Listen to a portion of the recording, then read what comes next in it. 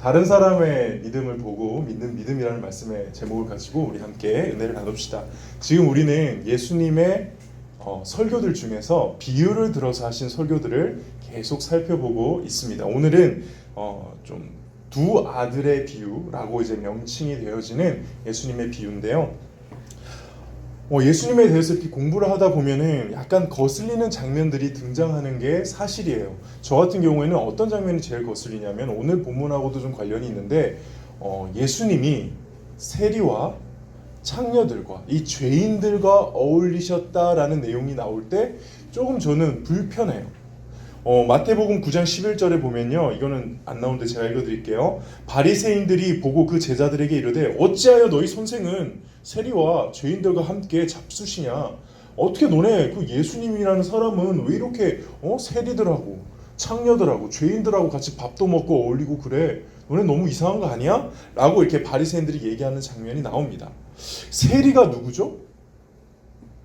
셀리의 법칙의 세리인가요? 네, 무슨 말인지 모르죠. 셀리의 법칙이라는 유명한 팀이 장학퀴즈 맞나? 나가서 1등을 했는데 그 팀에 우리 채연이가 1등이에요. 죄송합니다. 별 재미가 없는, 아무 관심 없는 표정이 부럽더라고요. 얼마 전 유럽 여행 갔다 왔는데 부럽습니다. 1등 했죠. 네, 전국대회에서 1등 했죠. 축하해요. 늦었지만 어쨌든 그 셀리냐? 아니요. 이 셀이라는 거는 나중에 영상 편집해야겠다. 너무 쓸데없는 말이 많이 해가지고. 세리는 뭐냐면 그 매국노 같은 거예요. 그 이스라엘 백성들이 로마의 식민지로 살고 있을 때 세금을 거둘 때 그 세금을 걷는 이스라엘 백성 중에 한 명이었거든요. 그래서 세금을 이만큼 거둔 다음에 요만큼만 내고 나머지는 자기가 착복하는 아주 쓰레기 같은 인물들이 바로 세리였습니다. 그러니까 세리는 죄인의 상징이었어요. 창녀는 뭐예요? 성매매하는 여성이죠. 성매매하는 여성은 동서고금을 막론하고 좋은 이미지인 적이 없습니다. 둘 다 죄인의 상징 중의 상징입니다. 근데 이 죄인들과 예수님이 어울리셨다. 뭐 듣기는 좋지. 근데 잘 생각해 보세요. 제가 전도한다고 그런데 간다고 생각해 보세요. 여러분들 저 어떻게 생각할 것 같아요? 제 주변에 막 이렇게 그런 사람들이 같이 있고 어울리고 같이 밥 먹고 있어요. 여러분도 이상한 생각하지 않을까요? 제가 사창가 가서 막 복음 전한다고 돌아다니고 있는데 그 모습 보면서 우리 목사님 예수님 닮았어, 그렇게 생각할까요? 신고해야지. 목사님 저 이상하다고, 이상한 데 가신다고. 그렇죠. 이게 장면이 예수님이 하셨다 그러니까는 그냥 넘어가는데 가만히 상상해 보면 되게 이상한 장면이에요. 예수님 주변에 이런 죄인들이 같이 있었다라는 거. 그리고 저는 이 본문이 불편한 진짜 이유는 뭐냐면, 이거를 보면 예수님이 세리와 창녀들과 함께 하셨다? 아니, 이런 인간들과도 함께 하시는데 그래도 나 같은 사람은 좀 죄는 짓지만 그래도 예수님이 함께 할 만한 사람인 거 아니야? 요런 상대적 비교가 저는 마음에 떠오른다는 거예요. 그러니까 내가 이렇게 계속 죄를 짓고 살고 있죠. 내가 진짜 오늘 이번 주도 살면서 많은 죄를 지었습니다. 근데 세리와 창녀들을 떠올리면은 나는 적어도 그런 짓을 안 했거든. 근데 예수님은 누구랑 친하게 지냈어요? 그런 사람이랑 친하게 지냈다는 거예요. 예수님이 죄인들과 함께 하셨다는 것을 보면서 마치 지금 예수님을 믿는 우리도 쟤 이 정도는 얼마든지 줘도 돼 라는 합리화가 되게 만드는 일종의 그런 본문처럼 느껴진다는 거예요. 예수님이 이런 죄인들과 함께 하셨으니까. 이런 본문의 대표적인 것 중에 하나는 뭔지 아세요? 다윗이에요. 저는 다윗 볼 때마다 너무 은혜가 돼요. 왜? 진짜 다윗은 나쁜 사람이었거든요. 제가 제일 좋아하는 본문이 뭔지 아세요? 다윗과 밧세바, 골리앗 아닙니다. 다윗과 밧세바 사건을 보면은 다윗이 얼마나 나쁜 사람인지 나오죠. 단순히 남의 아내를 빼앗은 것뿐만이 아니에요. 무슨 짓까지 했어요? 남의 아내를 빼앗고 걔를 죽였어요. 이게 다윗 진짜 나쁜 사람. 근데 이런 사람도 뭐예요? 하나님이 사랑하시고 하나님이 결국에 다윗의 후손으로, 그러니까 예수님의 메시아의 조상으로 올리셨다는 거예요. 와, 이거 보면서 내가 죄를 짓다가도 다윗 보면 그래도 나는 다윗보단 난데? 그런 생각 안 드냐는 거예요. 저만 드나요? 다윗 잘 보세요. 진짜 쓰레기예요. 근데 하나님이 이런 사람과도 함께 하셨다. 하나님 주변에 죄인들이 함께 하셨다. 그러면 내가 지금 이 죄를 져도 그래, 다윗 같은 인간도 하나님과 함께 하는데 난 어때? 라고 죄에 대해서 합리화하게 하는 그렇기 때문에 좀 거룩하게 살고자 노력하다가도 죄의 유혹 앞에 나도 모르게 무너지게 만드는 본문이 저는 아이러니하게도 이런 본문들이라는 겁니다. 여러분들은 어떠신가요? 제가 너무 깊게 들어갔나요? 그래서 왜 예수님들은 죄인들과 어울리셨을까? 왜 예수님은 세리와 창녀들과 어울리시는 것을 꺼리지 않으셨을까? 오늘 아까 나눈 비유의 이야기가 아주 중요한 해답이 될 것 같습니다. 오늘 비유는 아주 심플하죠. 한 아버지에게 두 아들이 있었습니다. 첫 번째 아들에게 가서 얘기합니다. 애야, 여기서 애야는 되게 친근하게 표현하는 거야. 아기야, 애야, 너 가서 포도원에서 일 좀 해라. 그래서 큰아들이 뭐라고 답해요? 네, 아버님, 제가 가겠습니다. 라고 합니다. 근데 갔어요, 안 갔어요? 안 갔어요. 싸가지 없는 자식, 그럼 왜 그런 말 했어? 두 번째, 둘째 아들이 갔어요. 아들아, 가서 포도원에서 일을 해라. 근데 아들이 뭐라고 얘기합니까? 둘째 아들이 실소이다 이렇게 얘기합니다. 근데 그러고 나서 그 다음 말이 바로 이어져요. 뉘우치고 다시 갔어요. 그러면서 예수님이 질문합니다. 자, 누가 진짜 아버지의 뜻을 따랐습니까? 여러분들 누가 아버지의 뜻을 따랐어요? 첫째 아들이에요? 둘째 아들이에요? 둘째 아들이죠. 저희도 그렇게 대답하고 그 당시에 들었던 사람들도 그렇게 대답을 했습니다. 그러고 나서 그 얘기를 끝나자마자 31절에 이렇게 예수님이 이 비유의 결론을 이야기합니다. 31절 보시면 내가 진실로 너희에게 이르노니 세리들과 창녀들이 너희보다 먼저 하나님 나라에 들어가리라. 자, 여기서 먼저 들어간다는 말은 창녀들 세리들이 천국 들어가고 그 다음에 바리새인들이 따라 들어간다는 의미가 아니에요. 예수님이 당시 쓰셨던 아람어에는 비교급이 없어요. 여기는 이제 헬라어로 번역되었기 때문에 이렇게 표현된 거지 원래 정확한 의미는 세리들과 창녀들은 천국에 가고 바리새인 너네는 천국에 못 가라는 이 말씀이에요. 한마디로 오늘 비유는 뭐냐? 바리새인들 물먹이는 비유입니다. 너네 진짜 엉망이야. 너네 지금 신앙생활 제대로 하고 있다고 착각하지 마. 너네는 세리와 창녀들도 가는 천국에 너네 못 가. 라는 굉장히 충격적인 말씀하시는 거예요. 왜냐? 지금 예수님하고 바리새인들하고 그 대립이 그게 치다르고 있거든요. 예수님이 이제 곧 얼마 안 있으면 십자가에 못 박혀 돌아가십니다. 그래서 갈릴리에서 사역하시다가 우리로 치자면은 저기 경상도, 전라도 이런 데서 사역하시다가 이제 드디어 수도권에 왔어요. 예루살렘에 들어오셨어요. 오니까 난리가 난 거예요. 사람들이 호산나 다윗의 자손이여 이러면 외치면서 환영하기 시작하고 예수님이 성전에 딱 들어가가지고 그 성전에서 하나님께 예배하기 위해서 좀 돈을 바꿔주고 또 재물 같은 거를 좀 흠 있는 재물들이 많으니까 흠 없는 재물들을 팔아주는 매점 같은 역할을 하는 혹은 돈을 바꿔주는 교환해주는 역할을 하는 거기 가가지고 다 뒤엎어버리고 다 무너뜨리고 다 꺼져 그리고 엎혀버리고 그렇게 하고 나서 가르치고 있는데 바리새인들이 보고 화가 진짜 치밀어 올 거예요. 그래서 예수님과 논쟁하며 싸우는 가운데 예수님이 바리새인들 제대로 비판하기 위해서 세 가지 비유를 들었으니 그 첫 번째가 오늘 비유라는 겁니다. 지금 바리새인들과 예수님은 극도로 대립 상태입니다. 그때 바리새인들이 이렇게 질문하죠. 당신 도대체 무슨 권위로 이 짓을 하고 있습니까? 당신 뭐야? 누가 시켰어? 당신 뒤에 누구야? 당신이 뭔데 지금 이런 걸 하고 있어? 그때 예수님이 이 대답을 하신 후에 이 비유의 얘기를 한다는 것이죠.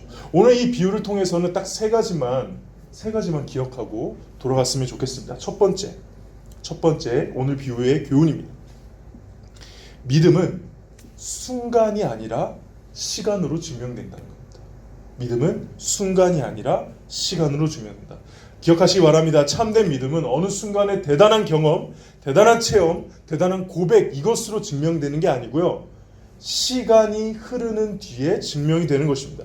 여기 보면 두 아들의 진짜 믿음이 언제 분명히 드러나는가가 되게 중요한데 분명 아버지 앞에서 그 순간의 반응은 뭐였습니까? 첫째 아들은 네 가겠습니다. 둘째 아들은 싫어요 안 갑니다 했습니다. 그 순간만 보면 누가 믿음이 좋은 거예요? 첫째 아들이죠. 근데 시간이 흐릅니다. 큰 아들은 어떻게 했습니까? 안 갔습니다. 간다고 해놓고. 근데 반면에 작은 아들은 어땠습니까? 갔습니다. 안 간다고 해놓고. 결국 아버지 앞에서의 대답이 그들의 믿음을 결정하는 게 아니라 아버지 앞의 대답 이후에 시간이 흐른 뒤에 그들의 믿음이 드러나는 거죠. 신앙은 어디에서 드러납니까? 아버지 앞입니까? 포도원입니까? 포도원인 거죠. 아버지 앞이 아니었어요. 우리의 신앙도 마찬가지죠. 우리가 수련회에서 혹은 이 예배 중에 어떤 감동이 있고 깨달음이 있고 이렇게 살면 안 되겠는데 라는 어떤 뭔가가 들어왔다 하더라도 그게 우리의 신앙을 결정하는 게 아니라 어디에서? 이 예배당 나가서 다음 주 이 예배당 다시 들어올 때까지 그 모든 시간에서 우리의 믿음이 결정이 된다는 거예요. 오늘 예배에서 정말 은혜와 감동이 있다면, 혹은 수련회에서 잠깐의 어떤 집회에서 어디에 갔더니 진짜 유명한 목사님이 와가지고 막 기적을 베푸는 집회를 체험하고 왔어요. 좋아요. 근데 거기서 믿음이 결정돼요? 아니요. 돌아와서 아침 일찍 학교 가기 싫은데 일어나서 머리하고 화장하고 학교 가서 책상에 앉는 그 순간부터 학생들 만나고 친구들 만나고 선생님 앞에 대하는 모든 말과 행동들이 내 믿음이 증명되는 시간이라는 거죠. 우리의 믿음이 증명되는 곳은 아버지 앞이 아닙니다. 포도원입니다. 이게 첫 번째 우리가 깨달아야 되는 것. 참된 믿음은 시간을 통해서 포도원에서 증명이 된다. 두 번째 교훈은 이제 아까 우리가 처음에 던졌던 질문과 관련된 건데, 죄인이라서 예수님이 우리와 함께 하시는 게 아니고요, 회개한 죄인이기 때문에 우리와 함께 하신다는 겁니다. 오늘 이거를 잘 이해해야 돼요. 오늘 본문에 30절에 한번 보실래요? 30절 우리 다 함께 읽어보겠습니다. 시작. 둘째 아들에게 가서 또 그와 같이 말하니 대답하여 이르시되 실소이다 하였다가 그 후에 뭐라고요? 뉘우치고 갔으니. 32절에 보면은 세리와 창녀들은 믿었다라고 되어 있습니다. 그러니까 이들이, 세리와 창녀가 죄인이라서 예수님이 함께 하신 게 아니고요, 방점은 어디에 있느냐? 회개한 죄인이기 때문에 함께 하신 겁니다. 믿은 죄인이기 때문에 함께 하신 겁니다. 예전에 교회에 있을 때 어떤 옷이 허름한, 이렇게 옷차림이 허름한 사람이 막 들어왔어요. 와가지고 막무가내로 우리 만난 사무실에 있는데 와서 간사님하고 목사님들한테 막무가내로 돈을 달래요. 나한테 돈 좀 달라고. 근데 돈의 액수가 적은 액수가 아니었어요. 나 지금 돈이 필요해서 그러는데 돈 좀 달라고. 그래서 저희가 줬을까요, 안 줬을까요? 아니, 그걸 어떻게 줘요? 아무리 교회지만, 저희 죄송하지만 그럴 수 없다고 하니까는 이 사람이 막 소리를 지르면서 무슨 교회가 이렇게 가난한 사람들한테 함부로 대하냐고. 교회가 이렇게 사랑이 없어서 되겠냐고. 예수님이 가난하고 헐벗고 굶주린 사람과 함께 하셨는데, 죄인들과도 함께 하셨는데 어떻게 이러고 교회라고 할 수 있냐고. 교회 막 소리 지르고 욕하는 거예요. 맞아요. 예수님이 그러셨던 것처럼 교회는 가난한 사람들 받아들이고 섬겨야 됩니다. 교회는 죄인들 오는 것 맞아요. 그래서 죄인들 오는 거 막으면 안 돼요. 근데 아까 얘기했죠. 어떤 죄인이라고요? 그냥 죄인?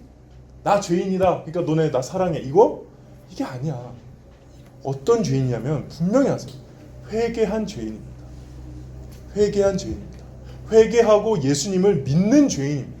그게 예수님이 받아주시고 예수님이 함께 하셨던 죄인이라는 거죠. 죄를 합리화하는 죄인을 하나님이 함께 하시는 게 아닙니다. 죄를 어쩔 수 없다라고 말하는 죄인을 하나님이 함께 하시는 게 아니라, 죄의 절망 가운데 이 죄의 문제를 해결해 주실 수 있는 분은 예수님밖에 없다라고 나아가는 그 죄인을 예수님이 받으신다는 거예요. 저와 여러분이 그 죄인이 되기를 주님의 이름으로 축복합니다. 세리와 창녀들은 그 죄인이었습니다. 세리였기 때문에, 창녀였기 때문에 받아주신 게 아니라 자신의 죄 문제를 예수님께 나아오는 죄인이었기 때문에 받아주신 겁니다. 이게 두 번째 오늘 비유의 교훈이죠. 세 번째는 바로 오늘 설교 제목과도 같은 건데요. 믿음은 다른 사람의 믿음을 보고 믿는 것이다. 믿음은 다른 사람의 믿음을 보고 믿는 것이다. 오늘 제가 이 비유 보면서 굉장히, 그전에는 못 보고 지나쳤던 되게 놀라운 장면을 본 거 있는데요. 그게 마태복음 21장 32절이에요. 한번 볼까요? 32절 우리 다 함께 읽어보겠습니다. 시작. 요한이 의의 도로 너희에게 왔거늘 너희는 그를 믿지 아니하였으되 세리와 창녀는 믿었으며 너희는 이것을 보고도 끝내 뉘우쳐 믿지 아니하였도다.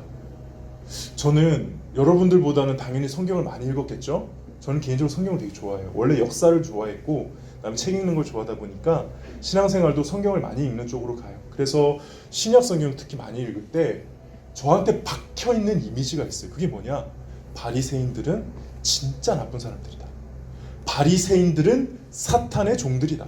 바리새인들은 예수님 십자가 못 박아 죽인 원흉이다. 그래서 바리새인들은 언제나 나쁜 사람이기 때문에 나는 절대 바리새인처럼 살면 안 돼. 바리새인들은 하여간 안 좋은 이미지로 박혀 있었어요. 그래서 당연히 바리새인들은 지옥 갈 사람들이라고 생각했던 거죠. 오늘 본문도 어떻게 이해했냐면은 바리새인들은 누가 지옥 갈 사람들이라고 얘기했어요? 세리와 창녀들. 그러니까 저 사람들은 죄인이야 라고 이렇게 생각했던 거죠.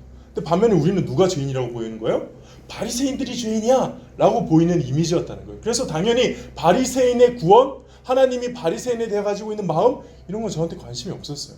근데 오늘 32절을 콜똘히 보고 있는데 세리와 창녀들이 예수를 믿은 것도 참 큰 은혜죠.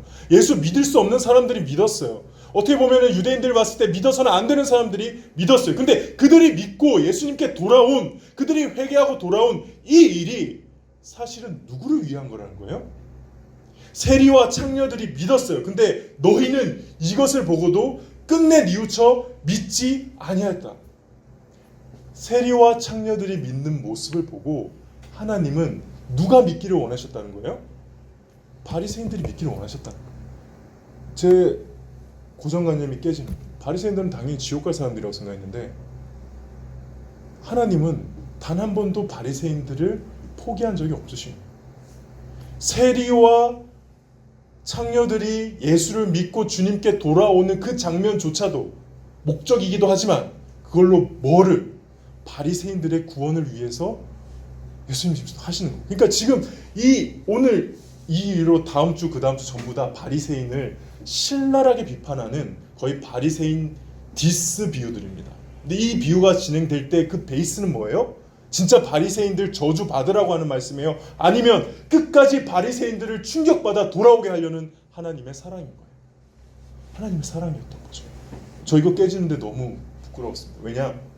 나도 내 마음에 사실 바리새인들과 똑같죠. 바리새인들은 세리와 창녀들이 지옥 가야 될 사람이다 라고 생각했던 것처럼 나도 내 마음에 어떤 마음이 있었냐면은 저 바리새인과 같은 사람들은 당연히 하나님이 버리신 사람들이지. 하나님이 지옥 가기 위해 지옥으로 보낼 사람들, 이게 나한테는 있었거든. 근데 그게 아니었어요. 하나님은 이 세상에 그 누구도 지옥 가도 되는 사람이라고 생각하는 사람이 없다는 것. 하나님은 이 세상에 그 누구도 예수가 필요 없다라고 말할 수 있는 사람이 없다는 것. 단 한 명도 빼지 않고 하나님은 다 구원하고 싶어 하신다. 이 깨달음이 오는데 너무 부끄러웠어요. 내 생각과 내 마음들이. 그래서 로마서에 보면은 바울이 이렇게 말해요. 우리 로마서 바울이 말한 이 말씀 쉬운 성경으로 한번 보여주세요. 우리 다 함께 읽어보겠습니다. 시작. 그러므로 내가 다시 묻습니다. 이스라엘이 걸려 넘어져 완전히 망하고 말았습니까? 결코 그렇지 않습니다. 오히려 그들의 죄 때문에 구원이 이방인들에게 이르게 되었고 이스라엘은 이방인들을 보고 시기하게 되었습니다. 14절. 다만 바라는 것은 내 동족에게 시기심을 일으켜 그들 중에 몇 명만이라도 더 구원하고 싶은 것. 이게 하나님의 마음이라니까. 하나님은 바리새인도 버리신 적이 없어요. 대표적으로 하나님 믿게 된 바리새인이 누구예요? 바울이잖아요. 저는 이 부분에서 하나님의 너무나 크신 사랑을 느낍니다. 여러분, 흔히 우리가 복음서를 보면은 그렇게 바리새인들, 제사장들, 서기관들을 바라보며 예수님을 대적하고 예수님을 십자가 못 박는데 앞장섰던 이 악한 지도자들을 보며 그래서 예수님이 이들을 향해서 퍼붓는 저주들, 독사의 자식들아, 그리고 다 지옥 갈 인간이라고 저주하는 그 내용들조차도 사실은 끝까지 단 몇 명이라도 구원하고 싶으셨던 하나님의 마음. 예수님의 저주, 예수님의 비판, 이 비유들조차 간절히 한 영혼 한 영혼이 돌아오기를 원하시는 그 하나님의 마음이라는 것입니다. 그러고 보면은 마태복음 21장 아까 읽었던 말씀 32절에 보면은 요한이 의의 도로 너희에게 왔거늘. 처음에 요한도 누구한테 간 거예요? 바리새인들한테 먼저 간 거예요. 근데 너희는 그를 믿지 않았고 세리와 창녀를 믿는 행위도 결국 누굴 믿게 하기 위함이에요? 바리새인을 믿게 위함인데 그것도 끝까지 믿지 않았고. 이게 우리 하나님의 마음이라는 겁니다. 그러므로 우리는 우리 입장에서 예수 안 믿어도 되는 사람이 있는 것처럼 생각하거나 혹여나 그렇게 말하거나 해서는 절대 안 되는 거죠. 우리 주변에 한 명도 없습니다. 지옥 갈 사람. 더 정확히 지옥 가도 되는 사람. 함부로 얘기할 수 없습니다. 하나님은 지금도 간절하게 그들이 회개하고 예수님을 믿고 하나님께 나오기를 원하시고 그래서 우리를 보내신 거죠. 그래서 오늘 말씀의 제목이 뭐예요? 우리가 믿는 모습을 보고 그들이 믿게 하기 위함. 이게 우리가 먼저 믿은 이유인 것입니다. 말씀을 정리할게요. 예수님은 왜 죄인들과 어울리셨는가? 예수님은 왜 창녀들과 세리들과 어울리셨는가? 의사가 환자를 고치듯이 죄인을 고치기 위해, 죄인을 의인으로 만드시기 위해 예수님은 죄인들과 어울리셨습니다. 죄를 지어도 되고 죄가 있어도 얼마든지 예수 믿을 수 있고 죄 마음껏 지으면서 가서 하나님께 회개하면 다 용서받으니까는 교회 열심히 다니고 또 죄도 짓고 이렇게 살아라 라고 예수님이 죄인들과 어울리신 게 아니라 그 죄를 고쳐주시기 위해 예수님은 죄인들과 어울리신 것입니다. 잘 생각해 보세요. 예수님이 이 땅에 오신 진짜 목적이 뭐예요? 왕 되려고 오셨습니까? 종교 만들려고 오셨습니까? 아님 인류의 죄 문제를 해결하기 위해, 저와 여러분이 이번 주 내내 고민했던 그 죄 문제를 해결해 주시기 위해, 정말 이 표현 너무 좋은 것 같아요. 시간을 찢으시고 영혼의 삶에서 이 땅 가운데 오셨지 않습니까? 인간의 몸을 입고 우리를 대신해서 죽으시기 위해, 죄 문제 하나 해결하시기 위해 이 땅에 오셨습니다. 근데 어떻게 죄가 괜찮을 수 있겠습니까? 저와 여러분들이 오늘 비유에 나오는 둘째 아들이 되기를 원합니다. 그동안 불순종의 삶을 살았지만 회개하고 돌아왔던 그 둘째 아들의 삶, 돌이키는 게 핵심이죠. 회개하는 죄인들을 부르기 위해 오신 우리 주님 앞에 나아가는 이번 한 주 되시기를 주님의 이름으로 축복합니다.